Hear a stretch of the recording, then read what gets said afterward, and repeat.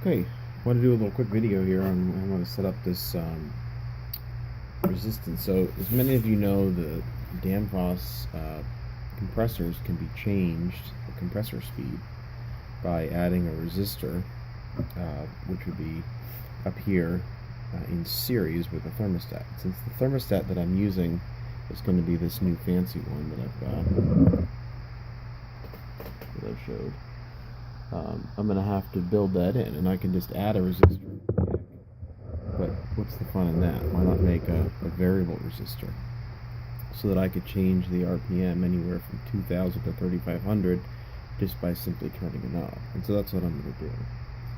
The kind of typical 10,000 ohm potentiometer here is kind of a simple device.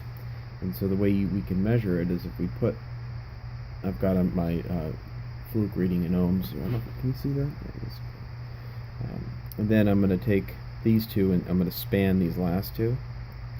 So right now, this was essentially no resistance, and the 5 ohms that it's reading is essentially the resistance in the wire.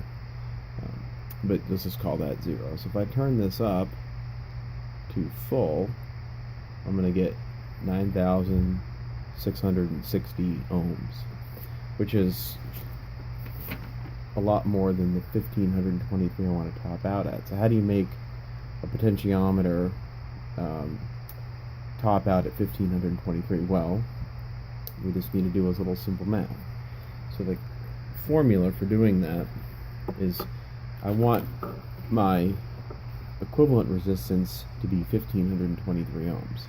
I've measured my first resistance, R1, and what I need to do is add resistors in parallel to the circuit, which I'll show you how to do. So what we want to do is calculate R2. So, I'm kind of doing this with a jerry rig settings.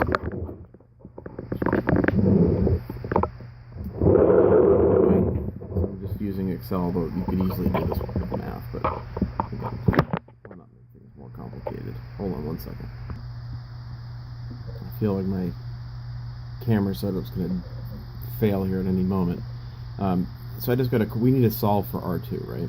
So we could just guess or do the math, but Excel has this kind of neat function in it where you can do goal seek. So I've created a formula which is D2 times D3 divided by D2 plus D3.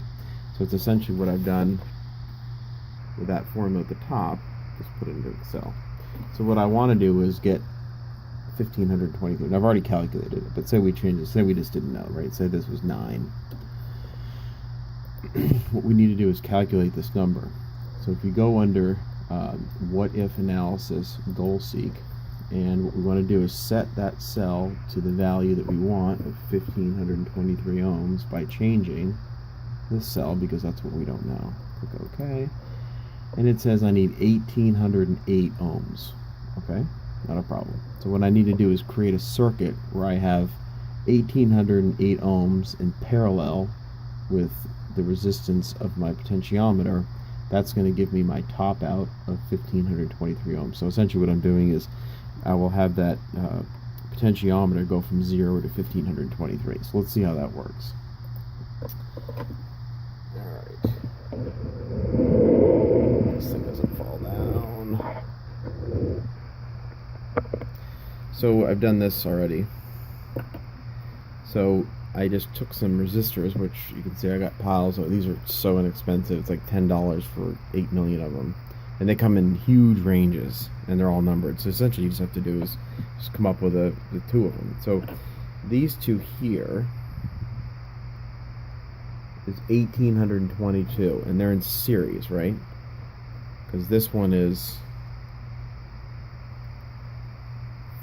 1,500. Sorry that glare is so bad. And this one is 331. So if you add those together, that's how I get it.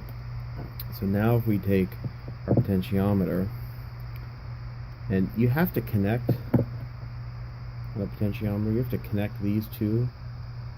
And I'm not an electronics guy, so I'm not sure why, but that's what I've read. So you have to connect these 2. So that's what I've got done on this little breadboard. I've got a jumper in there. See that little orange jumper? So if I plug this in here, go down to 0.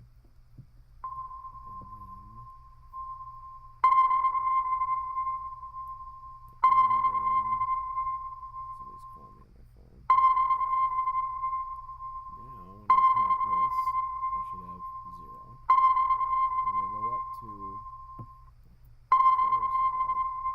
when I go up to full speed, I get 1532, which I'm saying is probably close enough, right? Let's be honest. So now when I add this little circuit here, I'm going to be able to vary the compressor speed. So at 0 ohms,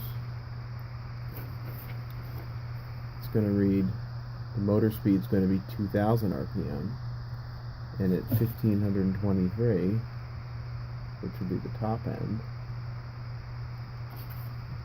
it's going to be 3500. So I'll add this circuit, I'll solder this together. This is just a little breadboard to test it.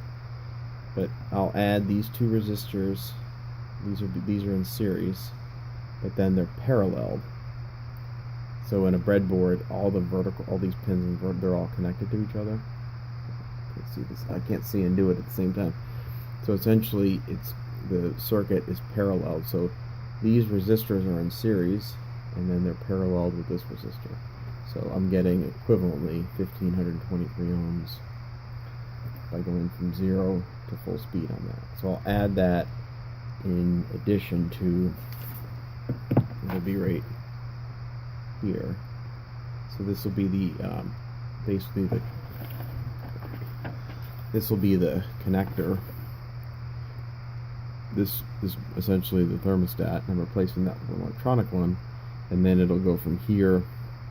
These are where those resistors and the potentiometer will be. So it'll basically vary the resistance here, and that'll allow me to change my compressor speed in addition to all the other things. So for a couple bucks worth of stuff, you can create your own resistance circuit. Now people sell these with like 4 resistors, and they just literally use the resistors, which you could do, but this is just kind of a fancier one. And these are just these are 2000 ohm potentiometers, and these are super cheap. In fact, you can get these on Amazon or eBay or Radio Shack for a couple dollars a piece, if that.